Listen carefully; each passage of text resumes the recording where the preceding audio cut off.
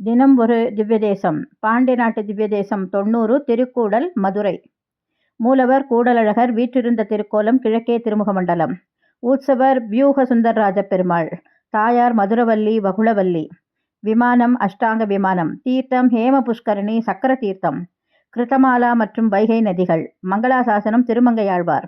அனைத்து யுகங்களிலும் பகவானுடைய சம்பந்தம் பெற்றிருக்கும் திருத்தலம். கிருதயுகத்தில் பிரம்மனின் புதல்வனாலும், திரேதா யுகத்தில் பிருது மகாராஜாவாலும், துவாபர யுகத்தில் அம்பரீஷனாலும், கலியுகத்தில் புருருவ மன்னராலும் ஆராதிக்கப்பட்டவர்.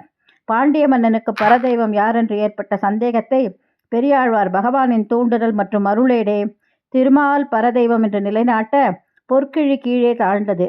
பெரியாழ்வாரை மன்னன் யானை மேல் ஏற்றி ஊர்வலம் போக ஆகாயத்தில் பகவான் தோன்றினார். ஆழ்வார் யானை மேல் இருக்கும் மணியை எடுத்து பகவான் மேல் யாருடைய கண்திருஷ்டியும் படக்கூடாது என்றும், எந்த ஆபத்தும் நேரக்கூடாது என்றும் பல்லாண்டு பல்லாண்டு என பாடினார்.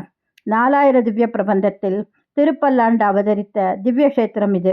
மதுரை மாநகரிலேயே உள்ள திருத்தலம் திருக்கூடல்.